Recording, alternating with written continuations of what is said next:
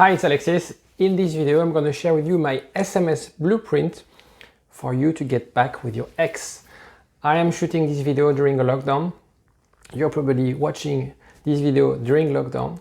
And so it's very challenging for you to get in touch with your ex. A lot of people want to meet with them, see them, get a coffee with them. And they think that by having a coffee, it will basically accelerate or increase their chance to get back with them. In reality, what you have to know is that getting back together is not up to touching or seeing the other, it's a psychological thing. And what you need to do is to get your ex in that psychological mindset, in that emotional mindset, for her or him to say, okay, she's the love of my life, let's get back together. It's not just a quick fix by just having a coffee that's going to fix it.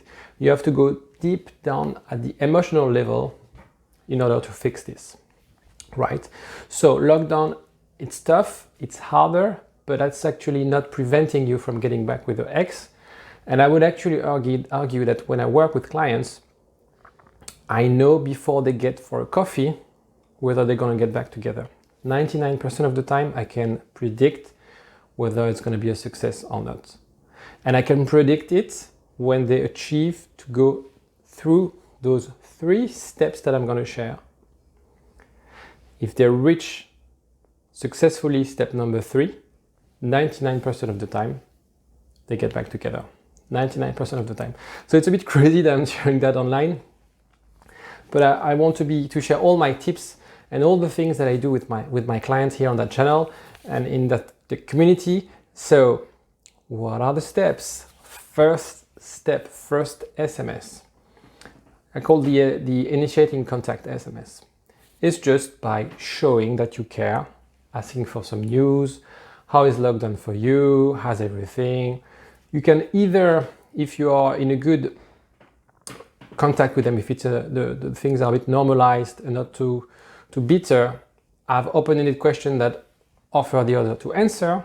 Or if it's a bit too, maybe your breakup was a bit rough, you can just say a statement. I hope you're doing well. And that's it. So that just by taking the lead, not too long, don't talk about tons of things, very short SMS. So that's the key of this first SMS is to be short, show that you care, that's it. And you stop by that.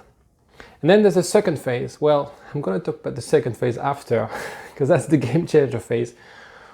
Phase number 3 is just before getting together. What you need to do is to ensure that your ex is at a very close emotional state or very intense emotional state, where you are this place that I mentioned, where you know at 99% of the time, she or he would say, yeah, let's get back together. She's the one, he's the one. And from that stage, what you need to do is to acknowledge the waves of communication. So what are the waves of communication? And third stage is like you are at the top of the wave and you're ready to surf that wave. You know, surfers, they don't go against the wave.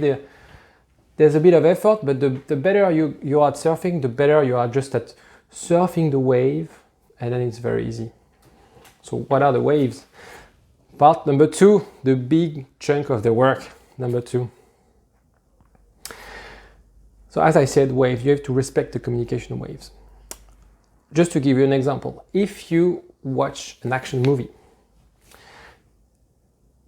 you can always say that there's like scenes of actions, and then there's not. It's a bit sort of, okay, let's calm down for a bit. And then another scene of action and then another calms down. If you were to watch a movie where it's only action scenes, you'd be like, ugh, you couldn't digest. It's the same in communication, in communicating with your ex. First of all, because you cannot be at top of your game. You cannot be funny all the time. So respect that there are waves, ups and downs. So how does it work? First, you have to respect the intensity of the waves. Now you broke up, so I guess waves, the communication waves, it's like very flat, flat sea, like a lake. To push for the first wave, to trigger the first waves, you can use that how you're doing, show that you care, all these kind of things. So that's the first wave. Launch the first wave. You see the response. If there's a response, you launch a second wave where there's more intensity. So what is it, more intensity? Do you remember when we went at this restaurant, we visited that place, all these kind of things, just second waves. Bit more intense. Then there's a third wave. Oh, I remember when we were sharing this, or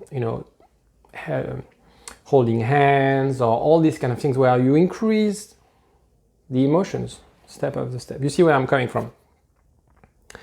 Other tips is you could say, I've dreamed about you, but I have something. I've dreamed about something, and you were in that dream. It was so funny. All these kind of things where you increase the connection step after step. So now you're gonna say, okay, what if I send the first wave, I send the second waves, and there's no answer? Always respect the other. If you send the first wave and your ex responds, send a second wave, no response at the second wave, go back to the first wave. You stop and you go back to the first wave. So that's the first thing. And you always get back, because otherwise you need to, similar to how if you were in swimming pool, I don't know if you've done the experiment, if you want to do a lot of waves in your swimming pool, you just have to do the first one, and then using the first one, you push and you push and you push. If it doesn't work, you have to start again, okay? Now, the way things is when you are sending text or talking with your ex, always end on the high notes, on the peak of your communication. Because you can't be funny all the time. You always have to stop the conversation where it's at its peak. Okay, where emotionally it's very high, where, I don't know, it's very funny, all the things you need to stop. Because once you reach the peak, you can't top the peak, obviously. So anything that you'll say after, the conversation will sort of dry a little bit and get less interesting. So you always want to leave the conversation at the peak of your conversation. So these were the waves. What I'm going to ask you to do is take a piece of paper, and in order to construct those waves, it's very strategical. It's almost scientific, and it's the thing we use with our clients, and I can guarantee it works all the time. Take a piece of paper and write down the 3, 4, 5 top memories you had with your ex. You write that down, and then you classify them in intensity, in emotional intensity. And what you're going to do is you're going to use those memories and share one for the wave number 2, the lowest intensity, then the number 3, etc., etc. And by doing that, you creating that momentum, creating that strong emotional connection with your ex that will lead you to the step number 3, which is getting a coffee and getting back together. It's as simple as that. So write down the 3, 4, 5 top memories. Use that. I've met with X, Y, and Z, and we talked about you. I've dreamed about something and you were in that dream.